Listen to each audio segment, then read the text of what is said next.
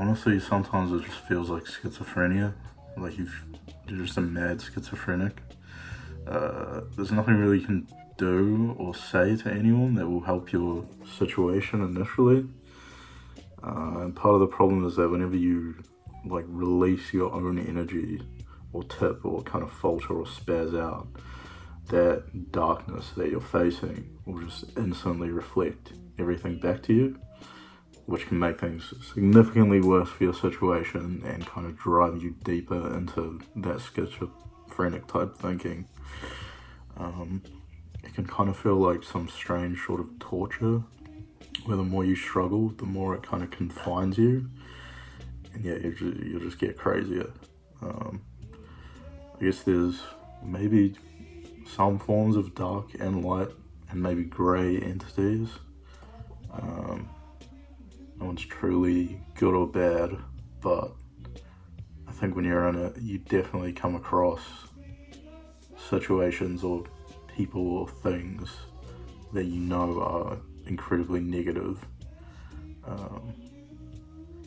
Yeah, navigating something like this, it'll really build your willpower if you don't have it already. It can actually be quite kind of enlightening. People always talk about an awakening, but it is really in these kind of circumstances like you're waking up and waking up again and again, even into a nightmare. But I guess you kind of see reality a bit more for what it is, so it's not all bad. It's similar to having like a painting made of blank space, where instead of seeing the drawing lines, you're building a picture out of the empty space. So you're seeing all that's not there, which actually builds a bigger picture of the truth in somewhat of a more meaningful way. It's like if you heard so many lies, all that's really left, if you understand that they're lies, is somewhat of a truth. Dark people, dark things, kind of assholes, can be a mixture of kind of combative things or incredibly charming and manipulative type shit. And honestly, the charming or the falsely positive ones are probably the worst, depending on who you are. I think when you're in this dark kind of space like this, it's really easy to latch on to any sort of positive attention, which makes that sort of action towards you even more sinister. And obviously at some point you learn to have some level of discernment, and you're potentially able to read people a lot better, like physically and spiritually. So it's not like you're stuck forever. It does get easier to differentiate what's real and what's not. But when you're in it, there's a real fine line between delusion and intuition. I think like trauma type situations like this, trauma type situations like this kickstart, or have been known to kickstart, really attuned intuitive abilities.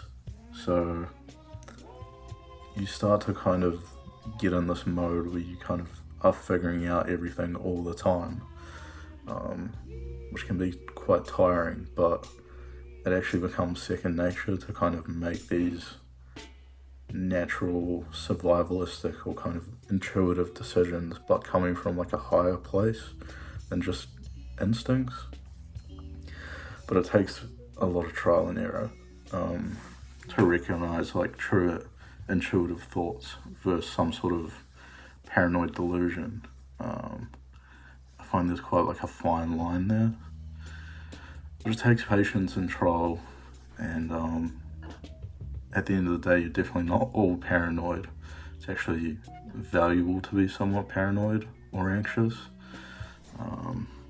It kind of keeps your spiritual or physical senses quite heightened, which is a good thing. But it can become quite easy to lose your head. And at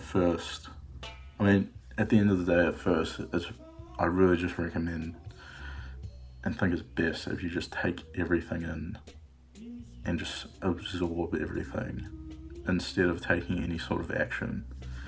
You know, you don't need to, don't go like mute, but or silent, but there's a way to navigate it without necessarily taking some form of action and just like observing everything. You know, it's kind of like a recon mission. You have to take it all in, process it, and then be able to take action down the line. But that honestly might even be months or years, probably years, before it's wise to make any sort of like decisive, offensive action. Yeah.